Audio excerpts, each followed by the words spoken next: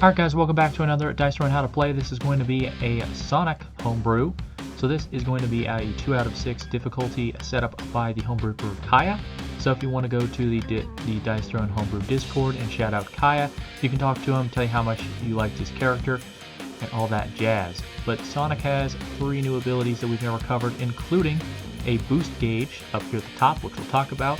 It adds 2 things to your offensive roll phase, but we have a passive here to look at first. Once after activating an attack, if your leftover dice matches the roll requirement for a different offensive ability, you may activate that ability as an attack modifier to the first one. We'll talk about that. So of course, hero setup, set up your boost gauge tracker to 0 and set it aside. It already is. You can set it right there.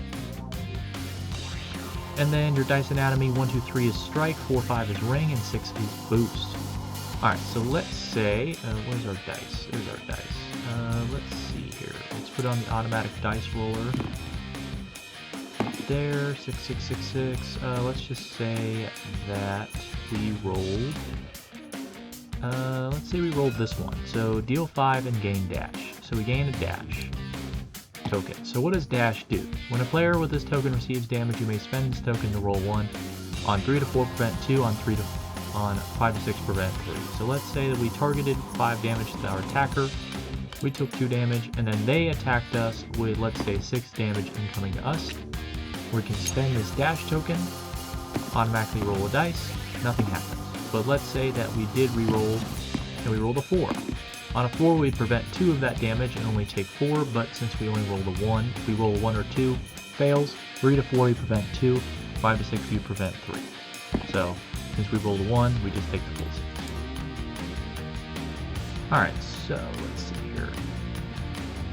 So our next turn, let's say we activate this and roll 4 strikes. So we deal 6 damage. So we're doing 6 damage to our opponent.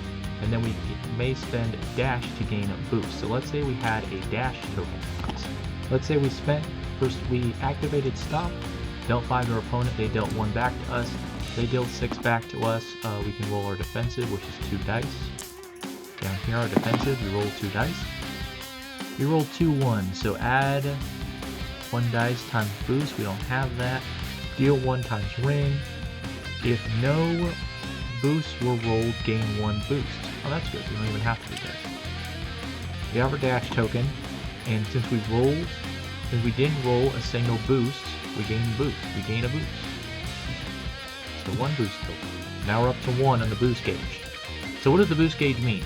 At the start of your next roll offensive phase, add additional dice to the equal to the number of your boost gauge, and then during ORP, you may spend 1 boost to roll an additional roll attempt during your ORP. So for this, let's say an attack cycle goes through, we're hit with 6 damage, and now it's our roll offensive. Since we have 1 on our boost die, we get to roll an extra dice.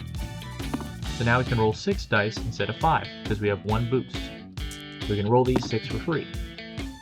And what this basically means is that we can activate multiple abilities. Like if we activated this and then activated it again because we rolled 2 rings. If we had rolled 4 rings and 2 6s, then we can activate this ability twice. We didn't, but let's say we're trying to get this one here, which is if we roll 6 strikes, we do 10 damage. So we just need 6 strikes here. Alright. There we go. We rolled 6 strikes, and now we can deal 10 damage, and we may spend a dash to gain another boost. We'll do so, so now we have 2 boosts. And you just move across this gauge here, and now that'll go through. They'll deal 2 damage to us from their roll defensive. We'll deal 30 back. Let's say they deal 10 damage to us. We roll our defensive roll, like so, 5 and 6. We got a ring. So we deal 1 per ring. We did roll a boost, so unfortunately we can't add that, but we can add 1 dice per boost. So we can roll 2 extra dice because we have 2 boosts. So let's see what these 2 do. We rolled a 6 and a shoe, does nothing. So only rings and not rolling 6s does something for our defensive. So we're just going to take that. Alright, so Now we have 2 boosts. So that means instead of rolling 5 dice, now we get to roll 7 dice. And now we can maybe activate our passive. Yeah, okay, so we got this. We've got Psyloop right here. And as long as we don't use those 3 dice, we can activate Psyloop as well. So let's do that. Well, let's see if we can get 3 strikes. Alright, so we're dealing 6 damage with this, and we're also dealing Psylop as well with our other dice. So we inflict Prime on our opponent, and then we also gain another boost. Like that.